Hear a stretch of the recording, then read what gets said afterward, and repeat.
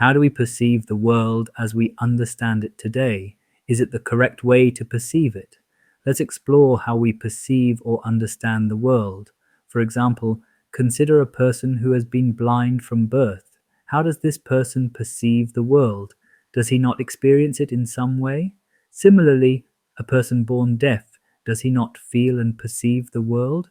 In fact, both individuals perceive the world differently than those with all six senses. The word seeing is not limited to visual perception through our eyes. Of course, the eye plays a significant role, but we perceive the world through all six senses: eyes, ears, nose, tongue, body, and mind. So, which world is the right one? The world as perceived by a person blind from birth, the world as perceived by someone deaf from birth, or the world as perceived by those with all six senses, including sight and hearing? In the same way, do you realize that every person in this world perceives and understands the world differently from one another, much like how those who are blind or deaf from birth experience it differently? Furthermore, no two people are physically or mentally identical. Some examples of these physical differences include fingerprints, voice patterns, and eye images, all of which are used for personal identification in the modern world. Therefore, we can confidently understand that each person is unique and perceives the world according to their own senses. This phenomenon extends to all beings in the universe. They all perceive the world in their own way due to ignorance of reality. Wrong perception. All of us experience and perceive the world, thinking that we were born into an ever-present, permanent world where others come and go, and the world continues to exist. In other words, we feel as though we were born into a world that always exists, and while the world persists, we will eventually leave it, die. However, even if we understand like that, this way of perceiving the world is completely contrary to the truth of the laws of nature. It is not an accurate understanding of the truth, but rather a superficial perception. The truth must be understood through wisdom after a careful analysis. A supernatural being who delicately examined and observed the laws of nature came to a conclusion, discovered the truth of nature, and announced it to the beings of this world. This is a true quest that must be undertaken with one's own wisdom, so let us strive for it. The universal truths and the human condition, a reflection on shared experiences and beliefs.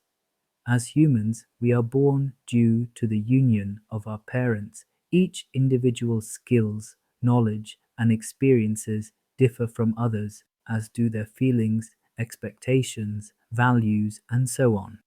However, there are some truths that are common to all of us as well as to all beings. Aging, illness, and death are universal experiences. Additionally, there are 8 conditions that are common to all of us in this world from which no one can escape. 1. Gain and loss. 2. Fame and disgrace. 3. Praise and blame. 4. Pleasure and pain. Although these conditions are common to all of us, they do not manifest in the same way for each person, nor do they occur at the same time for everyone. Some may experience these conditions and their consequences in very severe forms, while others may face them to a lesser degree. Different beliefs. Since the beginning of mankind, people have struggled to understand the causes of these common conditions and their varying nature. This lack of understanding gave rise to different beliefs, as if these conditions were created by an invisible force, and as a result, various philosophies and religions emerged. All these philosophies and religions suggest that eternal happiness can be achieved beyond the common sufferings of life after death. However, they often propose that behavioral changes or practices such as sacrifices, prayers, rituals, etc., in this life will lead to eternal peace and liberation only after death. Such beliefs persist in the world even today.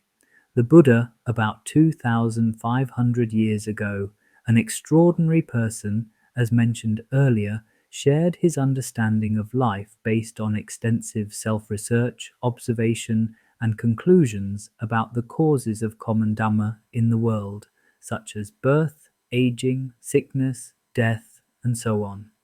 He invited people to come and see, ihi pasiko, the path to understanding the truth.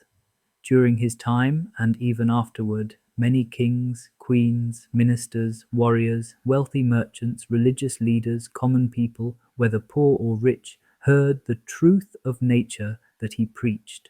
By following the path that said, "Come and see," they realized the truth, began to live as he guided, and experienced tranquility in this very life, not just after death, by understanding the truth of nature.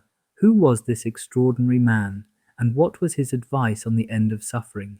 Prince Siddhartha Gautama, the Bodhisattva. Prince Siddhartha was a crown prince born to a powerful king in ancient India, in a province of the Rupandehi district of Lumbini, which is in present-day Nepal.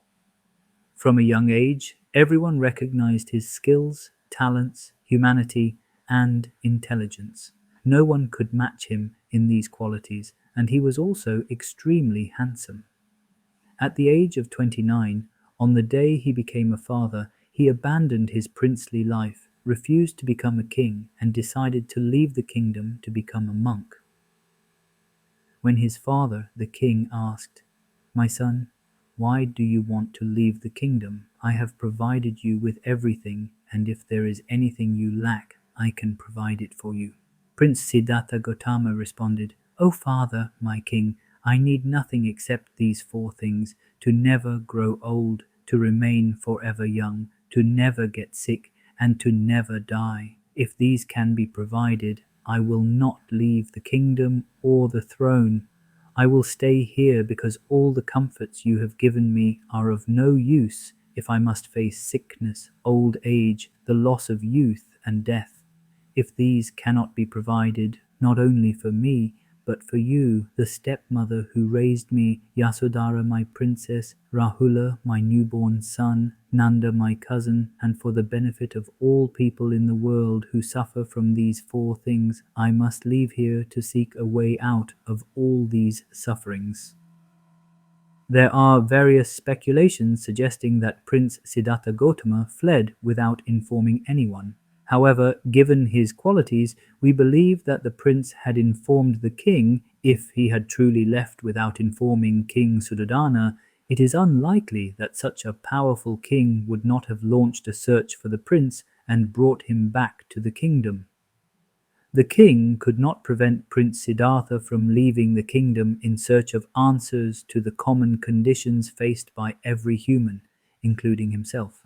Prince Siddhartha went to study under well-recognized and highly respected teachers of that time, who taught the path to liberation from suffering. He quickly mastered their techniques and achieved the same level as his teachers, but he realized that these paths did not lead to the complete end of suffering. Therefore, he began to search for the correct path on his own. He experimented with all the practices believed at that time to lead to liberation, enduring extreme efforts no human had ever attempted due to their harshness. After 6 years of practicing these extreme methods non-stop, he finally abandoned them and chose the middle path, avoiding both extreme physical asceticism and extreme indulgence in sensuous pleasures, as he realized neither path led to liberation from suffering. Enlightenment and 4 Noble Truths. After choosing the middle path, he sat under the Bodhi tree and made a strong determination not to rise until he realized the truth of liberation, even if his body perished. He focused on his breath to settle his mind and eventually attained deep consciousness. He continued meditating, and the following morning he became fully enlightened, realizing the truth of nature, the 4 Noble Truths. These truths are the governing principles of arising and ceasing, the laws that exist at all times, but only a person who becomes a Sammasambuddha can realize it and declare them to others. The 4 Noble Truths are: 1. The truth of suffering, dukkha aryasaka. 2. The truth of the origin of suffering, samudaya aryasaka. 3. The truth of the cessation of suffering, nirodha aryasaka. 4. The truth of the path leading to the cessation of suffering, dukkha nirodha gamini patipada magga aryasaka. Having realized the Four Noble Truths without any assistance from a teacher, he became known as a Samma Sambuddha. He then declared these truths to the world, including the clear path to realize them, so that others could follow the same path to attain enlightenment through the realization of the Four Noble Truths. In the Buddha's first sermon, the Dhammacakkappavattana Sutta, recorded in the Samyutta Nikaya, a collection of the Buddha's connected discourses, the Buddha described the following types of suffering while explaining the First Noble Truth. Birth is suffering, aging is suffering, sickness is suffering, death is suffering, association with the unpleasant is suffering, dissociation from the pleasant is suffering, not receiving what one desires is suffering. In short, the five aggregates subject to clinging are suffering. The five aggregates subject to clinging are material form, rupa, feeling, vedana, perception, sana, mental formations, sankara, and consciousness, vijnana. These together constitute the psychophysical complex recognized as a being or personality. The second noble truth is that the origin of suffering is craving, tanha, and the third noble truth is that the cessation of suffering, nibbana, is achieved through the fourth noble truth is the path leading to the cessation of suffering, which is the Noble Eightfold Path, Aryo Atanjiko Mago, consisting of 8 factors: right view, samaditi, right intention, sama sankappa, right speech, sama vaka, right action, sama kammanta, right livelihood, sama ajiva, right effort, sama vayama, right mindfulness, sama sati, right concentration, sama samadhi. Here, right means not engaging in greed, aversion, or ignorance. Although the cause of suffering is identified as craving, tanha, the Buddha taught that the Noble Eightfold Path based on right view, samaditi, is the way to eliminate suffering. The Buddha realized through his noble investigation that greed cannot be eradicated as long as one perceives the world incorrectly. He emphasized that with right view, there is no basis for greed. Noble truths means that whether the Buddha appeared or not, whether they were preached or not, these truths are the ever-present reality of worldly nature. The 8 worldly conditions explained by the Buddha. In the Buddhist teachings, the Buddha also described 8 worldly conditions that we discussed earlier. These conditions, universally faced by human beings, can lead to suffering if one reacts to them inappropriately through ignorance. In the Patama Lokadharma Sutta of the Anguttara Nikaya, a collection of the Buddha's numerical discourses, the Buddha described these 8 worldly conditions: labho, alabho, ayaso, yasoka, ninda, pasamsa, ka, sukham, ka, dukkam. The 8 worldly conditions, also known as the 8 worldly dhammas or ataloka dhamma in the Pali language, can be described as 4 pairs of opposite conditions experienced universally by all human beings: gain, labho, and loss, alabho, fame, yaso, and disgrace, ayaso, praise, pasansa, and blame, ninda, pleasure, sukha, and pain, dukkha. In this discourse, the Buddha stated that when faced with a worldly condition such as loss, the unwise person grieves, laments, beats his chest, and becomes distraught, while the wise person remains unaffected. The Buddha explained that the world revolves around these 8 worldly conditions, and these 8 worldly conditions revolve around the world. Here, the world may refer to living beings rather than the cosmic world. The natural disposition of human beings is to avoid unpleasant or painful feelings and seek more pleasant feelings, believing that they provide lasting happiness. Thus, they react to pleasant feelings and experiences with craving while being averse to unpleasant or painful feelings and experiences.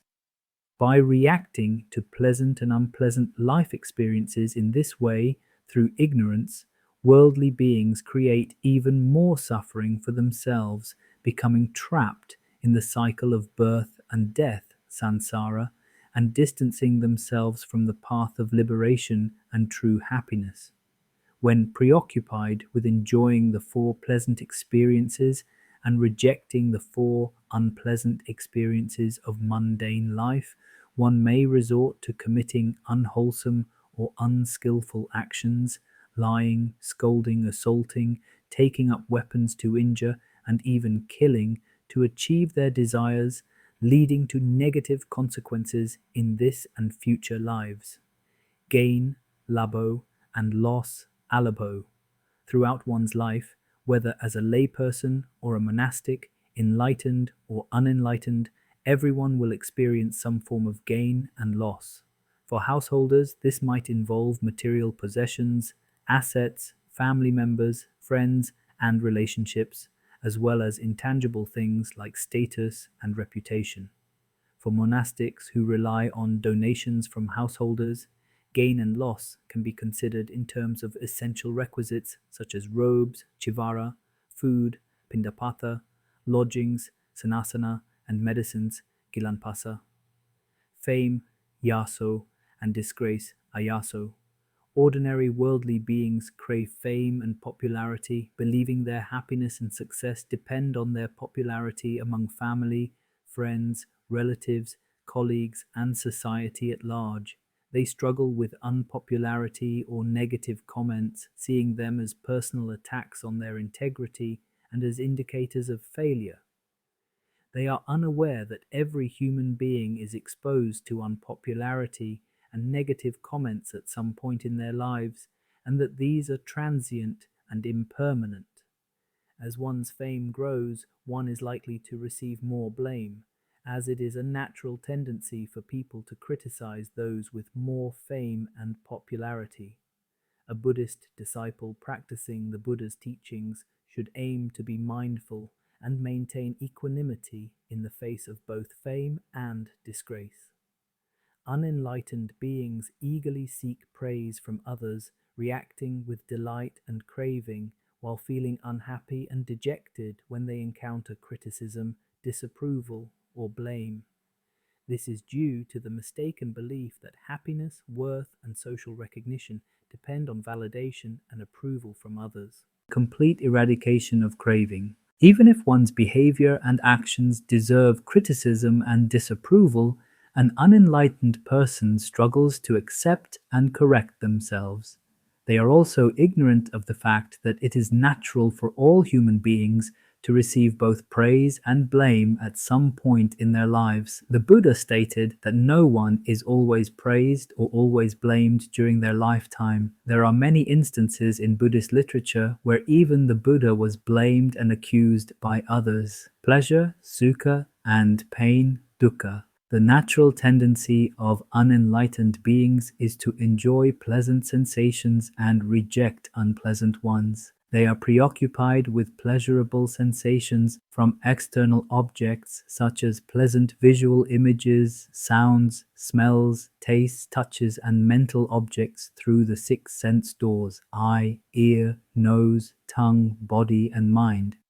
When they encounter pleasant objects, they react with desire, delight, and craving for more pleasant experiences. Conversely, they react to unpleasant experiences with ill will, aversion, and rejection. This is due to the false belief that pleasant experiences are necessary for success and happiness, while unpleasant experiences are detrimental. They are ignorant of the universal characteristics of physical and mental phenomena: impermanence, anicca, unsatisfactionness, dukkha, and the absence of a permanent self, anatta. This misunderstanding leads to the erroneous belief that happiness and unhappiness are caused by external experiences. Both pleasant and unpleasant sensations are associated with suffering. Unpleasant sensations are inherently suffering, while pleasant sensations lead to suffering when they cease due to their transient nature. The Buddha's teachings do not advocate denial or avoidance of pleasant experiences, but encourage experiencing them with equanimity, without craving or attachment, and with an understanding of their conditioned and transient nature. How do our sufferings emerge? Unenlightened beings react to the eight worldly conditions with craving or aversion due to the three mental defilements: greed, raga, aversion, dosa, and delusion, moha. In contrast, there are eight noble persons who have attained the path or fruition of one of the four stages of enlightenment on the Buddhist path to liberation by cultivating the Noble Eightfold Path. In the Patama Lokadhamma Sutta of the Anguttara Nikaya, the Buddha stated that the eight worldly conditions, gain and loss, fame and disgrace, praise and blame, pleasure and pain, are impermanent, transient, and subject to change.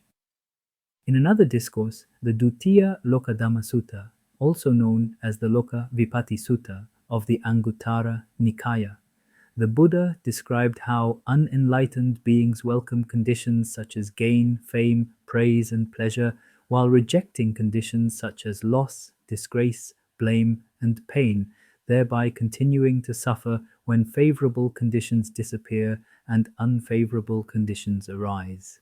How we perceive the world through the six senses and the suffering it causes. Our perception of the world is inherently flawed due to ignorance, avidya, leading us to see, hear, and interpret our experiences incorrectly. The Buddha's teachings, particularly through the analysis of how our senses function, reveal how this ignorance gives rise to suffering. How do the six senses mentioned earlier contribute to perceiving the world incorrectly and responding unwisely to worldly phenomena? How does this lead to suffering? It's important to grasp this concept thoroughly.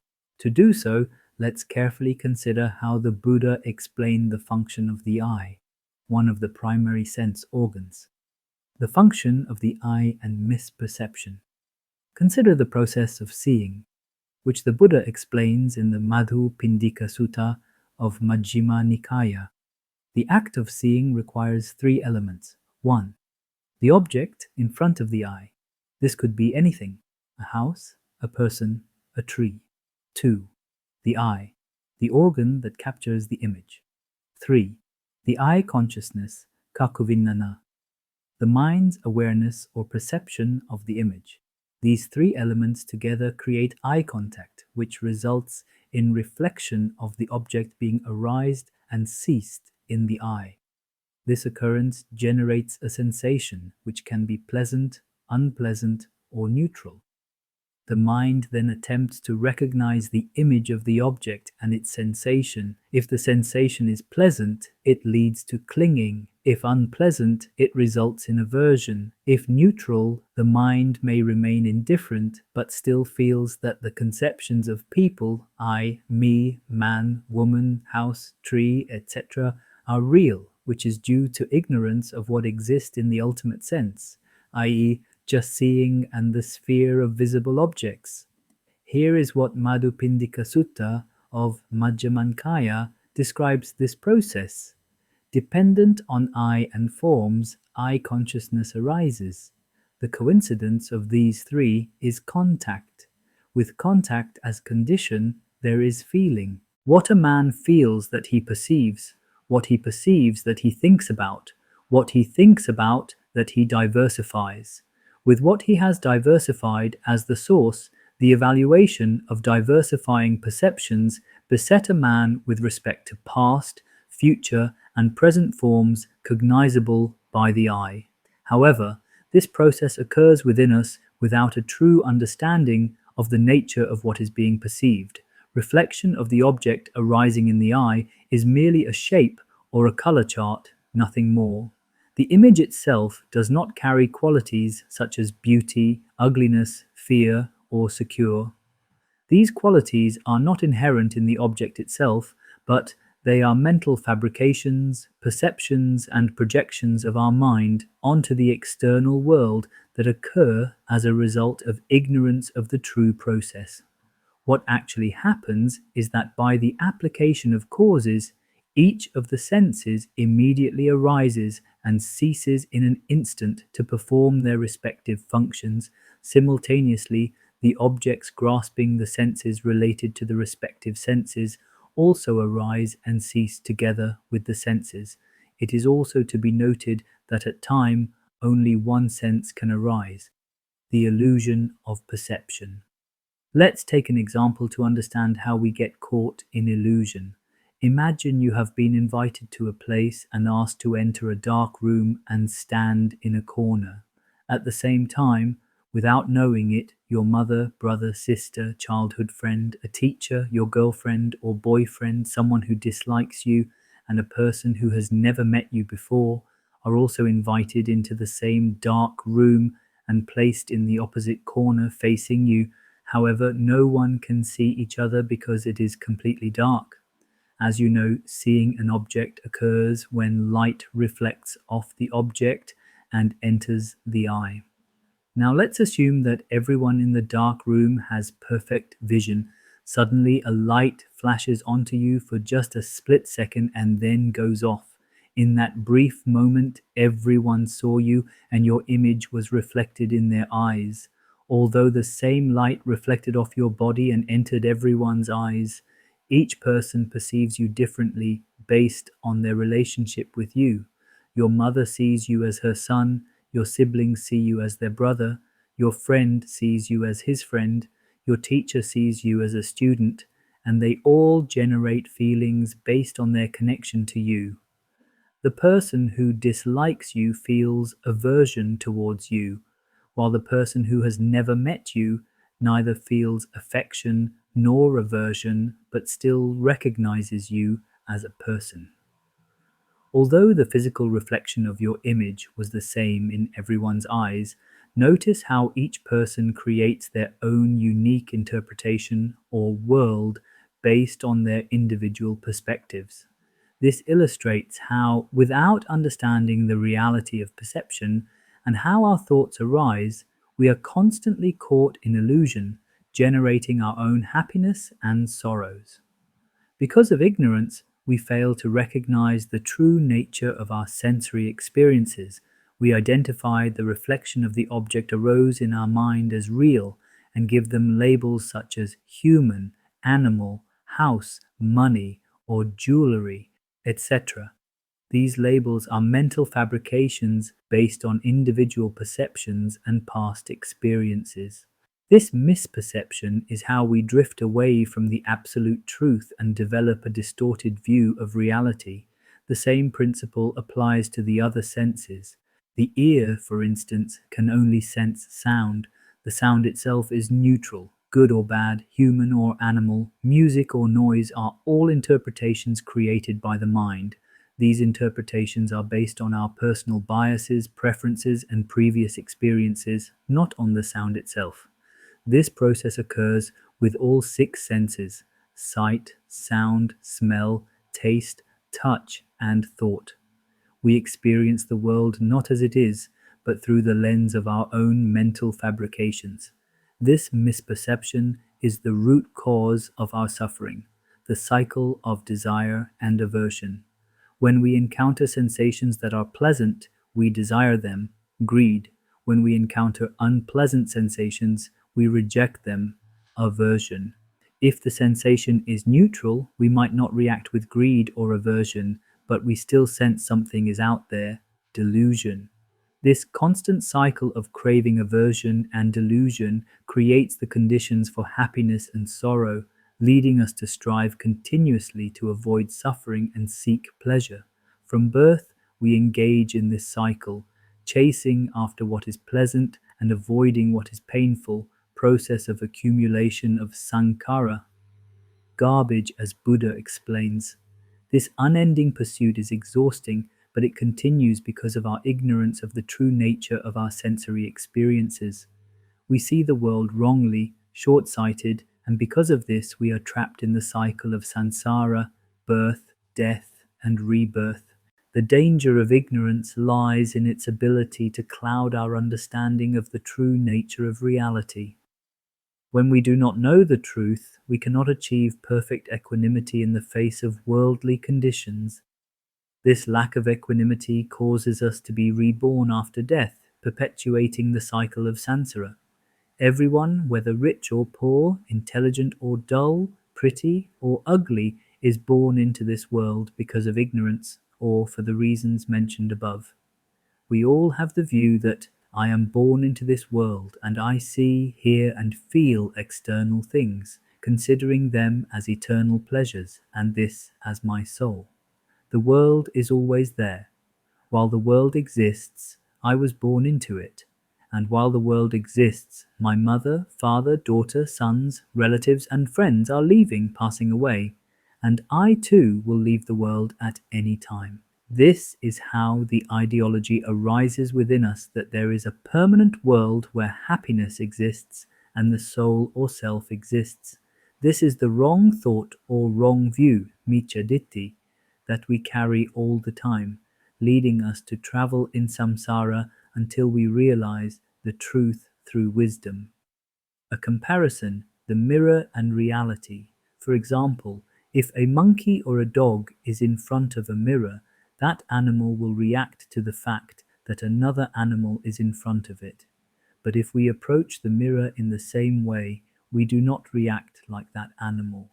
Because our wisdom is higher than that of animals, we know that when we stand in front of a mirror, our own image, reflection, appears there. That image was not in the mirror before we stood in front of it. As we approached the mirror, our image appeared simultaneously. We understand that the previous non-existence of the image is caused by our presence, and when we leave, the image disappears from the mirror without leaving any residue.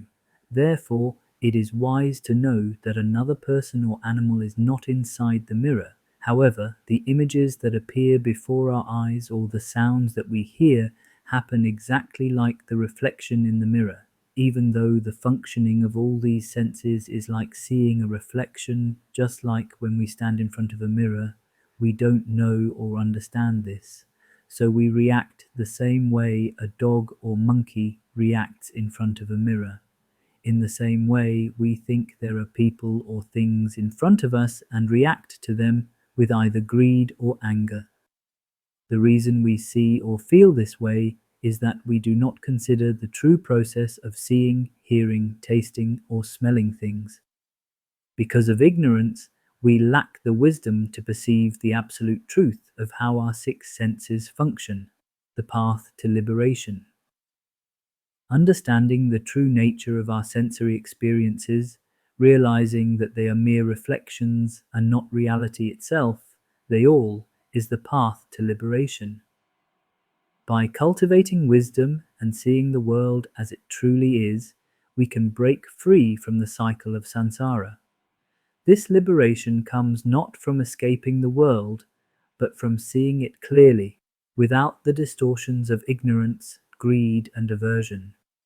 When we do not understand the true nature, as shown by the Buddha in the Mahasalayatana Sutta of Majjhima Nikaya 3.5.7, how the way we create I, me, mine ideology at the present and accumulate causes for rebirth after death.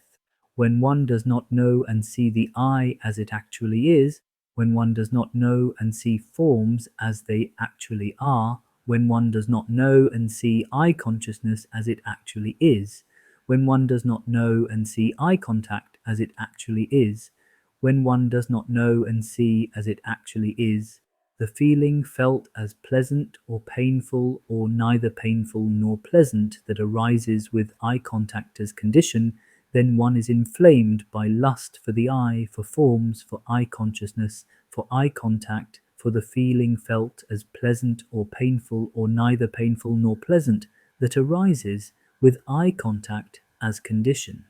When one abides inflamed by lust, fettered, infatuated, contemplating gratification, then the five aggregates affected by clinging are built up for oneself in the future, and one's craving, which brings renewal of being, is accompanied by delight and lust, and delights in this and that increases.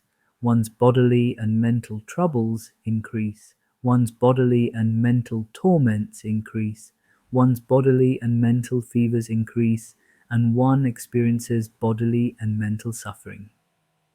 Rest of the senses faculties, ear, nose, tongue, body, and mind are explained in the same way. What is the Buddha's advice to stop suffering? The Buddha preaches Mahamangala Sutta of Kudaka Nikaya, Futasaloka Damahi, Chitangyasana Kampati, Asokam Virajam Kemam, Ethan Mangala Mutaman. Though touched by worldly circumstances, conditions, never his mind wavering, sorrowless, stainless, and secure, this the highest blessings. The above sutta describes in detail how the enlightened and arahat are unmoved by any of the 8 worldly conditions, and that is a great blessing.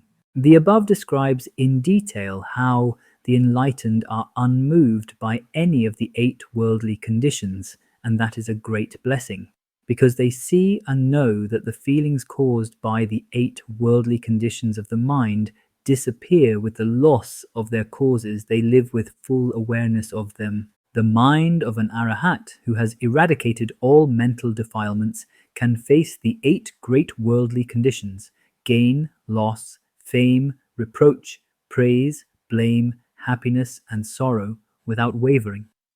8 noble ones, 7 noble persons who cultivate the noble 8-fold path towards true liberation or nibbana, and one supremely noble arahat person who has achieved true liberation, are shown in the Buddhist path of liberation as the 4 stages of enlightenment and the 4 progressive stages of enlightenment. Together, these are the 8 noble ones, Atta Purisa Pugala. The 4 stages of enlightened nobles are those who have entered the path of liberation and will not be reborn an 8th time, Sotapanna, stream enterer, those who will be reborn only once more, Sakadagami, once returner, those who will not return, Anagami, non-returner, and those who have left the cycle of samsara, the cycle of birth and death, Arahat, enlightened.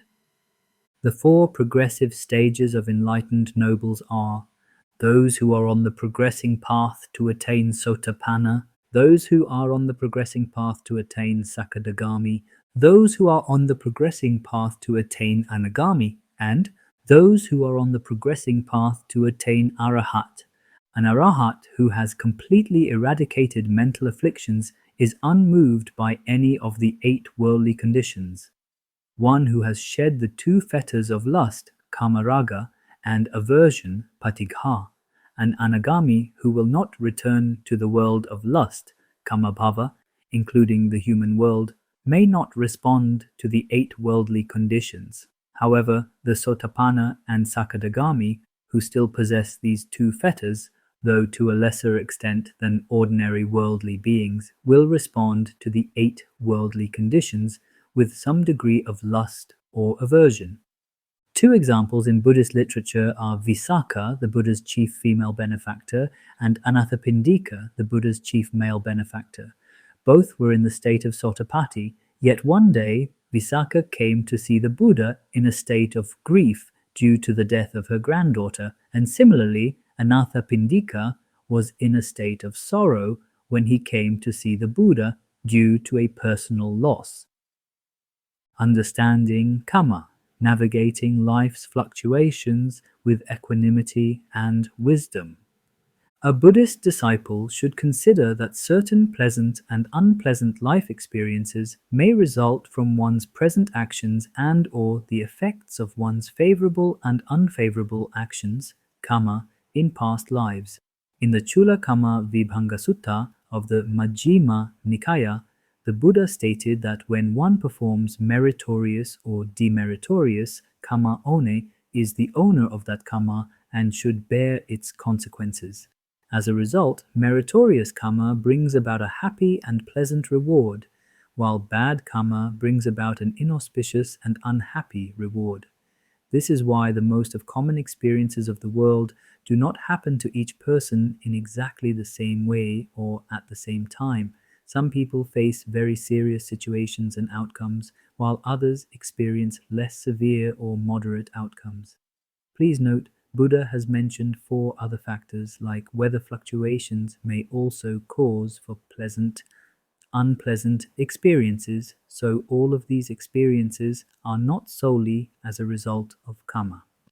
It should also be noted that the Buddha never said that profit, fame, praise, or happiness should never be enjoyed, but the Buddha emphasizes it is wise to live in such a way that the desire, joy, and greed for them are diminished. By doing so, the sorrow that comes from not obtaining them will not be experienced.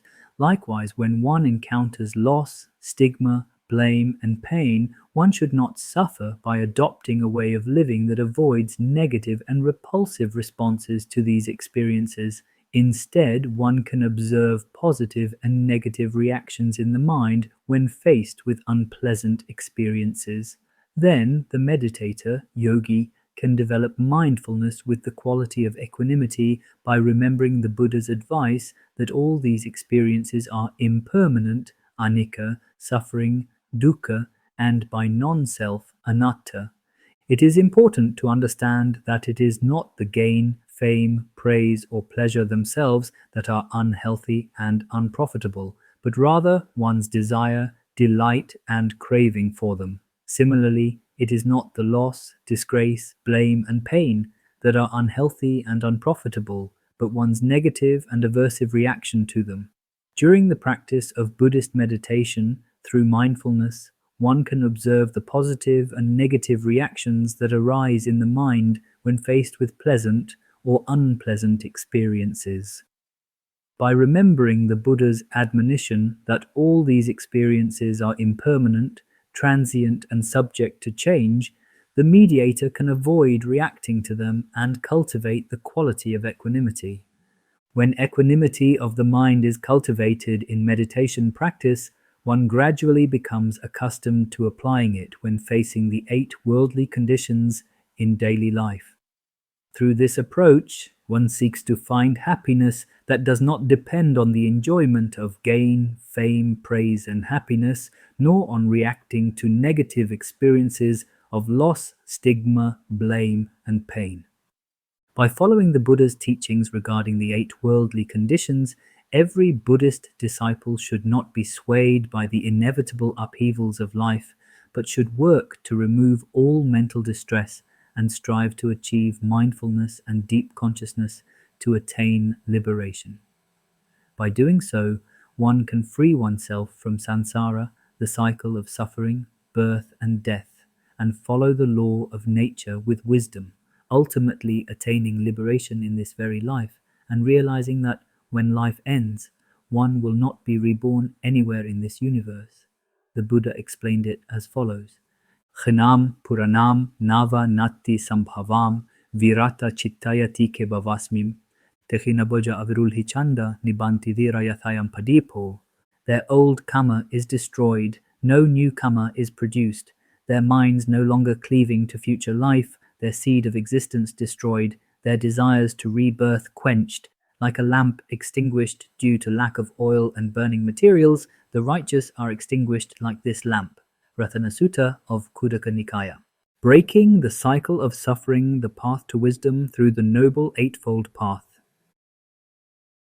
Non-self anatta. The Buddha said in the Natumha Sutta of Samyutta Nikaya, Bhikkhus, this body is not yours, nor does it belong to others or created by others. It is old karma to be seen as generated and fashioned by volition as something to be felt. Therein, Bhikkhus, the instructed noble disciple, attends carefully and closely to dependent origination itself thus. When this exists, that comes to be. With the arising of this, that arises. When this does not exist, that does not come to be. With the cessation of this, that ceases. That is, with ignorance as a condition, volitional formations come to be. With volitional formations as a condition, consciousness. Such is the origin of this whole mass of suffering. But with the remainderless fading away and cessation of ignorance comes cessation of volitional formations.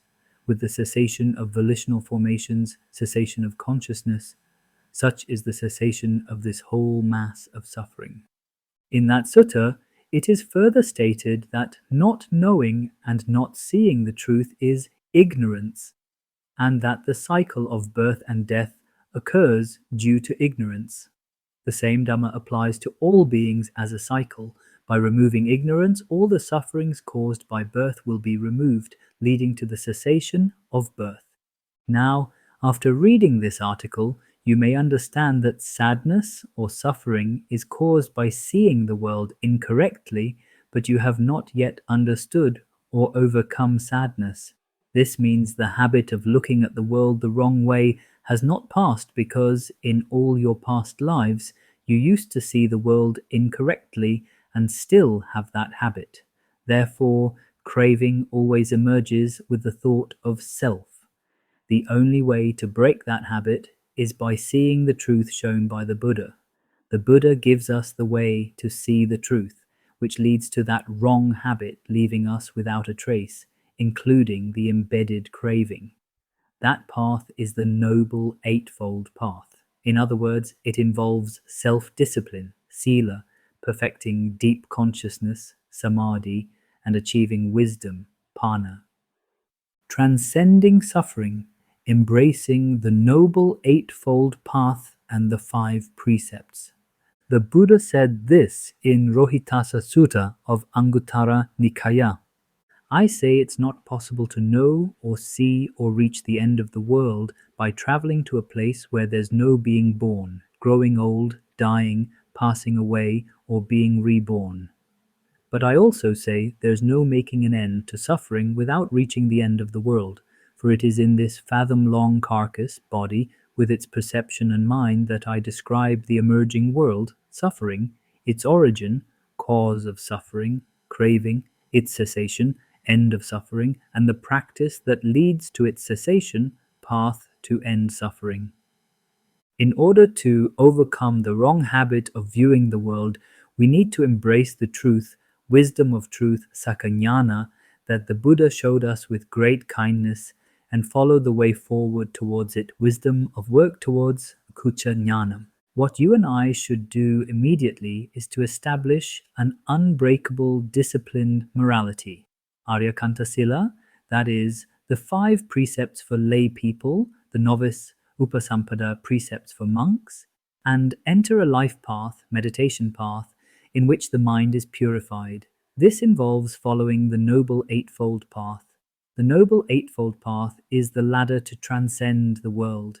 It is the only refuge where one can seek shelter until attaining enlightenment, without falling into the trap of Mara, a deity who does not want people to break the cycle of samsara. For those of us who see the world incorrectly, it is the way to develop wisdom to see the world correctly. It is the path that removes ignorance and leads to an enlightened mind.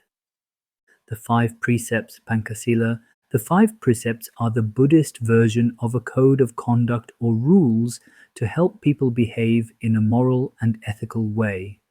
If not observed, these minimum 5 sufferings in this life as well as extreme sufferings after this life cannot be ruled out. Everyone should follow the 5 precepts to ensure they are living a morally good life. This helps them to get rid of suffering and achieve enlightenment. The 5 precepts are as follows. Refrain from taking the life of any living being. Example, not killing any living being. This includes animals. Refrain from taking what is not given. Example, not stealing from anyone. Refrain from inappropriate sexual union. Example, not having too many sensual pleasures, including not looking at others in a lustful way or committing adultery. Refrain from false speech. Example, not lying. Refrain from intoxicants that cloud the mind. Example, not drinking alcohol or taking drugs, as these do not help you to think clearly. Ultimate truth of perception. The path to inner peace, practicing samatha and vipassana, meditation for self-realization. Samatha and Vipassana are efforts to consciously see the truth for oneself through meditation. Samatha and Vipassana should be practiced alternately. Samatha meditation tames the tendency of our mind to scatter, jumping to the past or future. For this, control of bodily actions and speech, sila, is essential initially. Before starting meditation, one must observe precepts, 5, 8, or 10 precepts, and ensure not to break them until enlightenment. Then, one should apologize to the Buddha, Dhamma, and Sangha for any wrongdoings in the past, whether through mind, speech, or actions, knowingly or unknowingly. The below is guidance to commence meditation for those who did not do any meditation before. To continue with meditation, we strongly recommend consulting a Theravāda, Samatha, Vipassana teacher and practicing your meditation under the supervision of the teacher. Afterward, one should sit comfortably with a straight back and neck, close the eyes, and enter into meditation.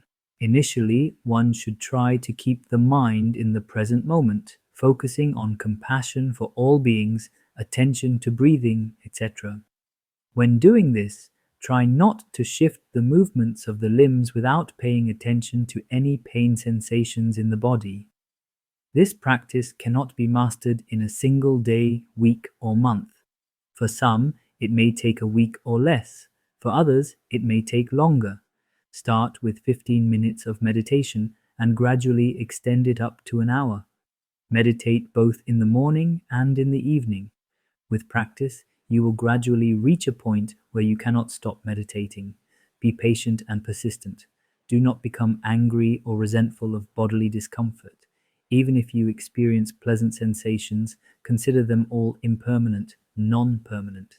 Be optimistic and maintain an equanimous mind. Continue to cultivate love and kindness or focus on the breath as it moves in and out. When one realizes that the mind is settled and able to maintain posture without any movements, one should begin to focus on vipassana, contemplation of the true nature.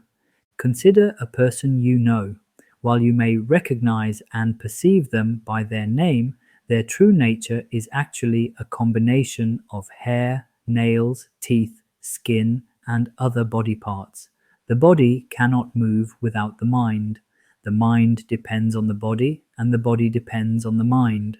When the mind leaves the body, it is called a dead body. It falls to the ground like a tree. After a few days, it becomes swollen and disfigured, decays, emits a foul smell, and eventually only the skeleton remains, which, after a long time, decomposes and joins the earth. The body is formed with the four basic elements, Kataro, Mahadatu, Patavi, Apo, Vayo, Tejo, now transforms back to these elements or returns to nature once the mind has departed. In this way, contemplate a person for about 10 to 15 minutes. Then, return to focusing on the breath in and out for a while. Remember another person in the same manner as described above, and reflect solely on that person. Even if other people come to mind, set them aside. Similarly, understand that your own body possesses the same characteristics.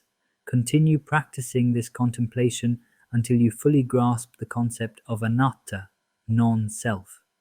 What is important here is to touch upon the true knowledge shown by the Buddha and to concentrate the mind through any accessible meditation method. Strive to perceive the 5 upadana khandhas, aggregates, or nama dhamma, mental phenomena, and rupa dhamma, physical phenomena. This involves understanding that phenomena arise due to causes and cease when those causes are no longer present. Yam kinchi samudaya dhammam sabam tam nirodha dhammam, or else ye dhamma hetu pabhava tesam hetum tathagatvaha tesam kayo nirodho evam vad mahasamano. The 4 foundations of mindfulness, a guide to practicing Kataro Satipatthana for inner transformation.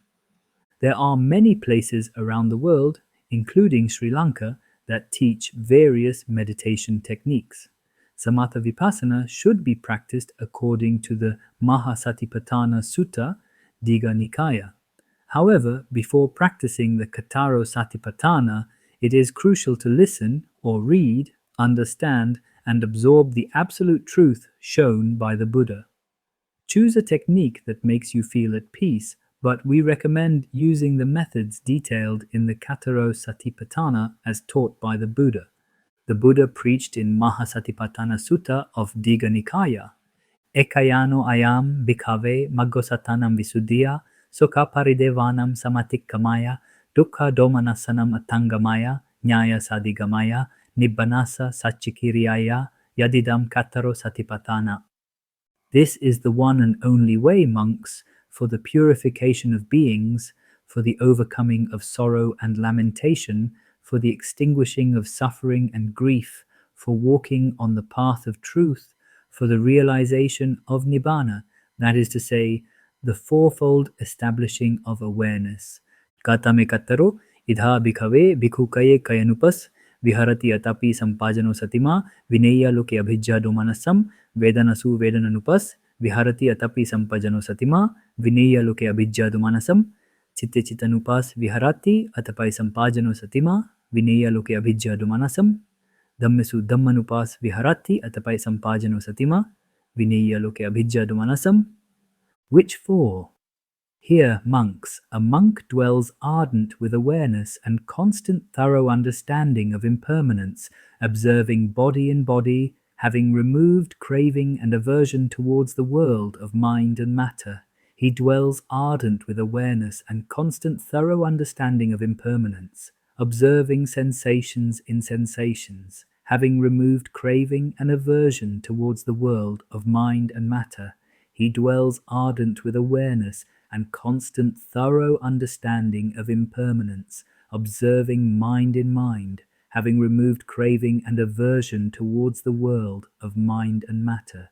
He dwells ardent with awareness and constant thorough understanding of impermanence, observing mental contents in mental contents, having removed craving and aversion towards the world of mind and matter.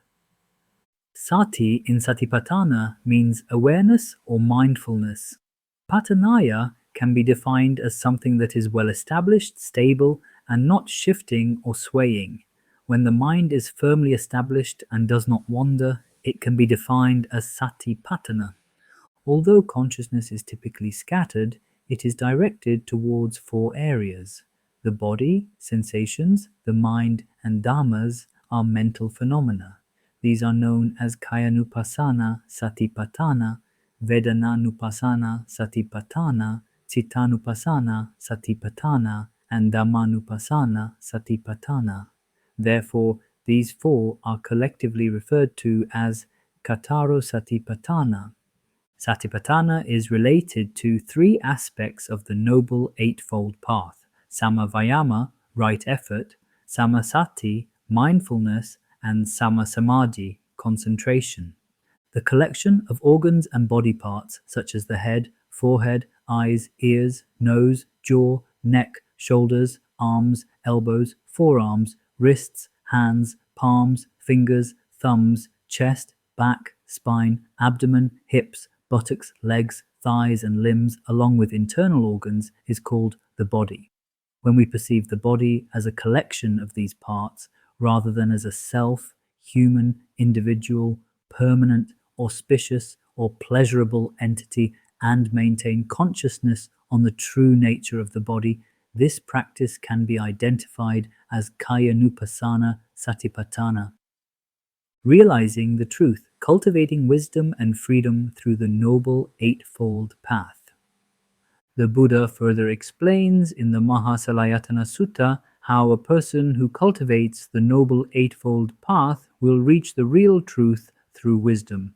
Because when one knows and sees the I as it actually is, when one knows and sees forms as they actually are, when one knows and sees eye consciousness as it actually is, when one knows and sees eye contact as it actually is, when one knows and sees as it actually is, the feeling felt as pleasant or painful or neither painful nor pleasant that arises with eye contact as condition, then one is not inflamed by lust for the eye, for forms, for eye consciousness, for eye contact, for the feeling felt as pleasant or painful or neither painful nor pleasant, that arises with eye contact as condition.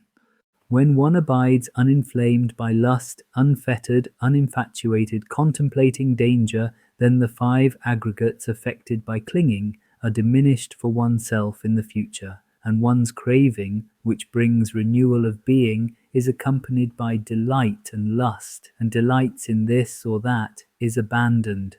One's bodily and mental troubles are abandoned, one's bodily and mental torments are abandoned, one's bodily and mental fevers are abandoned, and one experiences bodily and mental pleasure. The view of a person such as this is the right view. His intention is right intention, his effort is right effort, his mindfulness is right mindfulness, his concentration is right concentration, but his bodily action, his verbal action, and his livelihood have already been well purified earlier. Thus, this noble eightfold path comes to fulfillment in him by development. When he develops this noble eightfold path, the four foundations of mindfulness also come to fulfillment in him by development. The four right kinds of striving also come to fulfillment in him by development. The four bases for spiritual power also come to fulfillment in him by development. The five faculties also come to fulfillment in him by development. The five powers also come to fulfillment in him by development. The seven enlightenment factors also come to fulfillment in him by development. These two things, serenity and insight, occur in him yoked evenly together. He fully understands by direct knowledge those things that should be fully understood by direct knowledge. He abandons by direct knowledge those things that should be abandoned by direct knowledge. He develops by direct knowledge those things that should be developed by direct knowledge. He realizes by direct knowledge those things that should be realized by direct knowledge. And what things should be fully understood by direct knowledge? The answer to that is the five aggregates affected by clinging, that is, the material form aggregate affected by clinging, the feeling aggregate affected by clinging, the perception aggregate affected by clinging, the formations aggregate affected by clinging, the consciousness aggregate affected by clinging. These are the things that should be fully understood by direct knowledge. And what things should be abandoned by direct knowledge? Ignorance and craving for being. These are the things that should be abandoned by direct knowledge. And what things should be developed by direct knowledge? Serenity and insight. These are the things that should be developed by direct knowledge. And what things should be realized by direct knowledge? True knowledge and deliverance. These are the things that should be realized by direct knowledge. Rest of the senses, ear, nose, tongue, body and mind are explained in the same way. In Vatunanate Jnanam and Gokarananate Jnanam suttas of the Khuddaka Nikaya, it says that one should know the true nature of Kakayatana, eye faculty, and Rupayatana, form faculty. Vatunanate Jnanam Ajata Vavatane Panya Vatunanate Jnanam. Understanding of defining internally is knowledge of difference in the physical basis. How it is that understanding of defining internally, defining of internal Dhamma, is knowledge of different in the physical base. Dhamma means universal law or truth. Dhamma also refers to the universal truth or natural law that governs the universe. This includes the principles of cause and effect, karma, impermanence, anicca, and the interconnectedness of all things. How does he define Dhamma internally? He defines the eye internally, he defines ear internally, the nose, the tongue, the body, he defines the mind internally. How does he define I** internally? He defines thus: I is produced by ignorance. He defines thus: I is produced by craving. He defines thus: I is produced by actions, karma. He defines thus: I is produced by nutrients. I is derived by clinging for great entities. I is arisen. He defines thus: I is arrived at, he defines thus, I not having been produced, will not be. He defines the I as spatially finite. He defines the I as unlasting, uneternal, subject to change. He defines the I is impermanent, formed, dependently arisen, subject to destruction, subject to fail, subject to fading away, subject to cessation. He defines the I as impermanent, not as permanent. He defines it as painful, not as pleasant. He defines it as not self, not as self. As he becomes dispassionate, he does not delight. He causes the fading of greed. He does not inflame it. He causes cessation. He does not originate. He relinquishes. He does not grasp. Defining as impermanent, defines as painful. He abandons perception of self. Becoming dispassionate, he abandons delighting, causing fading away. He abandons greed, causing cessation. He abandons originating, relinquishing. He abandons grasping. That is how he defines the I internally. Thus, the rest of the 5 sense faculties, ear, nose, tongue, body, and mind, should be defined upon in a similar manner. Gokarananate jnanam. Bahida vavatane panya gokarananate jnanam. Understanding of defining externally is knowledge of difference in the domains of the physical bases. How it is that understanding of defining externally, defining of external Dhamma, is knowledge of different in the domain of the physical base. How does he define Dhamma extremely? He defines the visible objects externally. He defines sounds, the odors, the flavors, the tangible objects. He defines ideas externally. How does he define visible objects externally? He defines thus, visible objects is produced by ignorance. He defines thus, visible objects are produced by craving. He defines thus, visible objects are produced by actions, kama. He defines thus, visible objects are produced by nutrients. Visible objects are derived by clinging. 4 great entities, visible objects, are arisen. He defines thus, visible objects are arrived at. He defines thus, visible objects not having been produced will not be. He defines visible objects as spatially finite. He defines visible objects as unlasting, uneternal, subject to change. He defines the visible objects as impermanent, formed, dependently arisen, subject to destruction, subject to fail, subject to fading away, subject to cessation. He defines the visible objects as impermanent, not as permanent. He defines it as painful, not as pleasant. He defines it as not self, not as self. As he becomes dispassionate, he does not delight. He causes the fading of greed. He does not inflame it. He causes cessation. He does not originate. He relinquishes. He does not grasp. Defining as impermanent, defines as painful. He abandons perception of self. Becoming dispassionate, he abandons delighting, causing fading away. He abandons greed, causing cessation. He abandons originating, relinquishing. He abandons grasping. That is how he defines the visible objects externally. Thus, the rest of the 5 ideas, sounds, odors, flavors, tangible objects, and ideas should be defined in a similar manner. The Noble Eightfold Path, a comprehensive guide to ethical conduct, concentration, and wisdom. The 8 elements of the Noble Eightfold Path are right view, samaditthi, right intention, samasankappa, right speech, samavaka, right action, samakamanta, right livelihood, samaajiva, right effort, samavayama, right mindfulness, samasati, and right concentration, samasamadhi. These elements encompass the complete practice of sila, ethical conduct, samadhi, concentration, and panna, wisdom.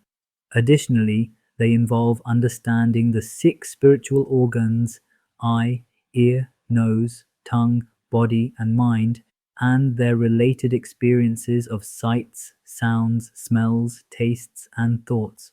The goal is to acquire the knowledge necessary to purify the understanding of the 12 external entities and to realize the philosophy of liberation or nibbana, also known as sunnata, Animita, and Apanihita Vimokkha. Thus, the enlightened ones, Arahat, who have perfected Sila, Samadhi, and Panna, are said to be those who have glorified the 10 aspects, or Dasa Anga Samanagato. Sama Samadhi should be understood as aligning the mind with a noble purpose. It involves establishing an unscattered mind without distortions of greed and hatred, establishing the mind on a meritorious purpose or good intention, according to the Visuddhimagga.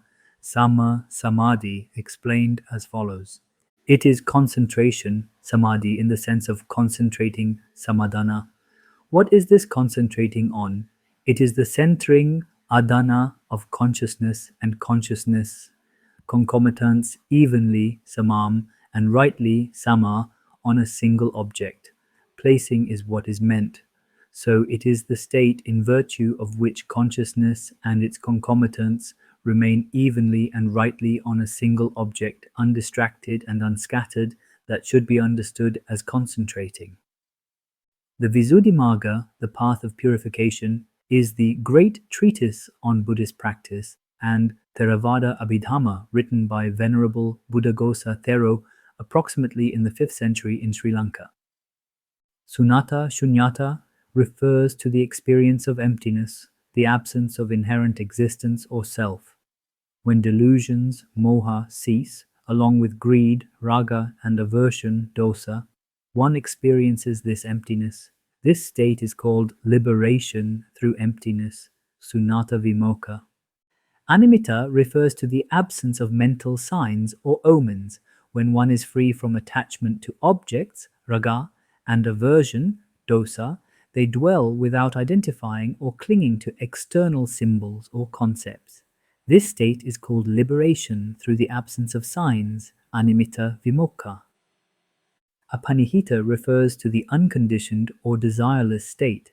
Since there is no inner base, desires, or clinging to give rise to greed, raga, or aversion, dosa, this state is called liberation through desirelessness, apanihita vimokkha. These three aspects are interconnected as different expressions of liberation in Buddhist understanding. An arahat, enlightened one, is someone who abides in these three forms of vimokkha, having eradicated the mental afflictions that bind ordinary beings to suffering. Conclusion: pursuing enlightenment. The rarity of human existence and the impermanence of sensory experiences. The Buddha said in Buddhavagga of Dhammapada, Kicho manusa patilabho, kicham makana jivitam, kicham sadama savanam, kicho buddhanamupado. Hard to gain is birth as a human. Hard is the life of mortals. Hard to get is the opportunity of hearing the Ariya Dhamma, teaching of the Buddhas. Hard it is for a Buddhas to appear. If you have read all chapters before to this carefully and have gained some understanding of the truth of these natures, we kindly request you to pay attention to the Rupa Sutta of Samyutta Nikaya. The Buddha said, Monks, visual objects, forms are inconstant, changeable, and alterable. Sounds, odor, flavors, tangible objects, ideas are inconstant, changeable, and alterable. One who has conviction and belief that these phenomena are this way is called a faith follower, a sadhanusari. One who has entered the orderliness of rightness, entered the plane of people of integrity, and transcended the plane of the run-of-the-mill. He is incapable of doing any deed by which he might be reborn in hell, in the animal womb, or in the realm of hungry shades. He is incapable of passing away until he has realized the fruit of stream entry.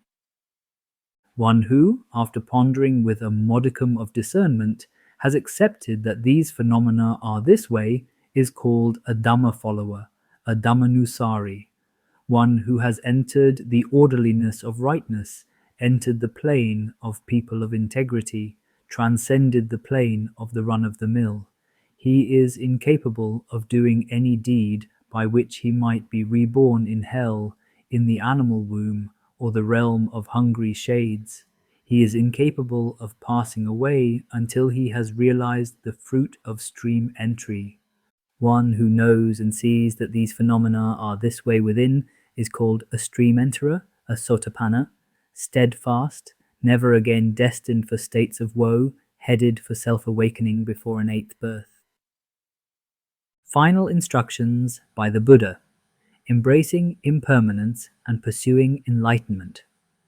Finally, let us note the last admonition of the Buddha, Mahaparinibbana Sutta of Digha Nikaya, before his passing away, Parinibbana. Handadani bhikkhave amantayami vo vayadama sadkara apamadena sampadethati. Monks, now I call you for the last time, I advise you, all sankhara, mental fabrications, are impermanent, therefore, without delay, with the consciousness that has reached immediate, do thing to derive enlightenment, go on noble eightfold path. May everyone understand the Four Noble Truths, follow the path shown by the Buddha, embrace impermanence and non-self, and pursue enlightenment to put an end to suffering. May the Noble Triple Gem bless you all. Postscript by the author. In this booklet, I have attempted to make a brief comment on the cause and effect dependent origination doctrine as presented by the Gautama Buddha, which is central to Buddhist philosophy. This is intended for the benefit of my Buddhist and non-Buddhist relatives, friends, and teachers, as a token of appreciation for the support they have given me in my lay life. The Four Noble Truths are profound and subtle. In the Neyapugala Sutta of Anguttara Nikaya, the Buddha preached that there are four types of people based on their understanding of the Dhamma: Ugatitagnas, Vipansitagnas, Neyas, and Padaparamas. Ugatitagnas, individuals like Daruchiriya, Shariputra, and Maudgalyayana, who after listening to a Dhamma teaching from the Buddha or his disciples immediately understand the Four Noble Truths and attain Nibbana. Vipansitagnas, those who can attain Nibbana by listening to more detailed teachings. Neyas, individuals who attain Nibbana after a period of learning, reflection, and association with wise friends. Padaparamas, those who, despite their efforts, do not succeed in attaining the Nibbana in this lifetime. However, I believe that even Padaparama individuals can perform wholesome deeds in this life and shorten their cycle of rebirth in future lives. The Noble Arahat is the one who fully understands the Four Noble Truths clearly. My personal view is that those below the level of Arahant have only speculative wisdom of the Four Noble Truths. According to Kinsukapama Sutta of Samyutta Nikaya, the Buddha outlined various ways in which right view, samaditi, is achieved depending on individuals. Furthermore, the Buddha explained how a person aspiring to achieve Nibbana should develop their virtues in Karanya Metta Sutta of Khuddaka Nikaya. The Love and Kindness Sutta with English translation is attached at the end. The Buddha used an ancient language, now known as Pali. It is very difficult to translate Pali into English in a way that conveys the exact meaning intended by the Buddha. Translating into Sinhalese is comparatively easier. It is a grave offense to misinterpret the true meaning of the Buddha's words. Therefore, I have included Pali verses in this writing, which are the Buddha's own words. If any part of this book does not align with the doctrine of the Tripitaka, I sincerely apologize. Should you come across any such instances, I would greatly appreciate your kind feedback. Imagine this article as a small lantern shedding light on just a few corners of the vast teachings of the Four Noble Truths. It doesn't claim to be a comprehensive guide. Instead, it's an invitation, like a friend offering a path in the woods, asking you to neither accept nor reject it outright. Picture yourself on this journey, with each step shaped by your own life experiences. The truths of suffering, its cause, its cessation, and the path leading away from suffering may feel familiar as they echo through your daily life. But this lantern of knowledge isn't meant to be held passively. Instead, It's a reminder to continue exploring, reflecting on whether these ideas resonate with the Buddha's timeless doctrine and discipline, Katuraya Saka and Paticca Samuppada Dhamma. As you walk this path, sharpening your right view is like polishing a mirror. The clearer it becomes, the more the world and your inner self reflect the truths of the Buddha's teachings. The journey doesn't end here. It's an ongoing exploration, one that deepens with every step you take toward understanding and finally eradicating all sufferings. May you all have the courage to explore this great truth. May Triple Gem bless you. Devoted to the Buddha, Sasana, Bhante Maradane Abhayathissa, Chittaviveka Forest Monastery, Koswata, Mahadorali Adda, Kandy District, Sri Lanka.